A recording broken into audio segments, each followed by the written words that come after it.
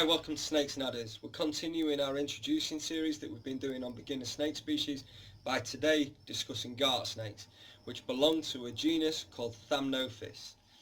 Garter snakes were a mainstay for many years in the pet trade as I was growing up in the late 80s, early 90s, and they were imported in heavy numbers and people kept them regularly. They were one of our sort of cut your teeth beginner species that we began on, and they're very closely related to genus Nerodia, which is the North American water snakes, which were the first group of snakes that I ever kept.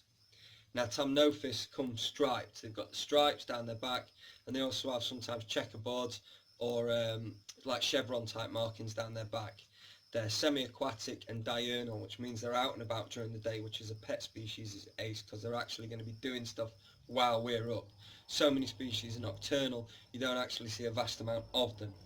The species that are readily available, or more readily available than others, would be the common garter snake, which is Thamnophis satalis, one of its subspecies, which is the red-sided garter, which is Thamnophis satalis paritalis, the plains garter, which is Thamnophis radix, which to the best of my knowledge is one of the biggest species, approaching about 4 feet in length.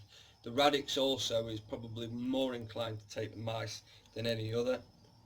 There's more and more Mexican species being bred. The Europeans have really took them to heart, and I've been seeing a few of them popping up. So there's Thamnophis equus obscurus, which is Lake Chapala garter snake, which is a very pretty snake indeed. And then also the daddy of them all, the one that everybody wants to keep, which is the San Francisco garter, which is Thamnophis tetriteana.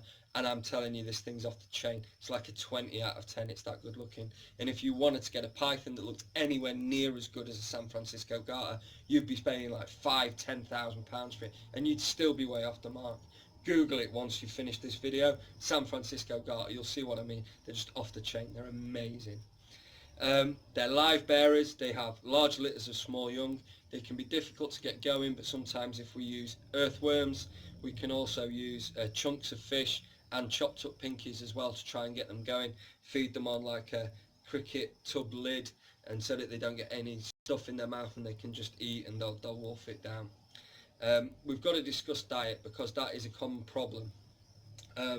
Some fish contains thiaminase, and that destroys thiamine or vitamin B1, and over time this can create a B1 deficiency, which affects snakes neurologically and cardiovascularly, and it can lead to seizures and fits.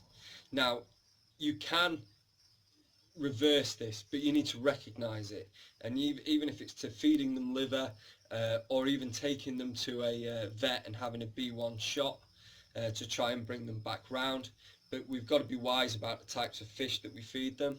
So the commonly available ones, the best ones to go for is the smelt of haddock, which we sell as lancefish, and also there are sprats, which can be chopped up and you can use.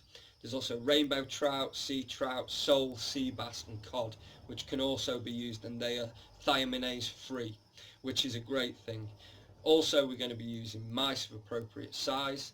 Mice can make them fat, so you need to use them as part of a varied diet. But if you find the fish hard to get hold of, then there is nothing wrong with using appropriate sized rodents. They're hardy, they haven't got massive temperature requirements, 30 degrees at the hot spot, they can cool down. A lot of these species brumate, and when they brumate in massive numbers. They'll actually migrate to brumation sites, and like a couple of hundred of the garter snakes, maybe even 1,000, can all brumate in the same place in like the hollow of a cave where they'll keep themselves warm.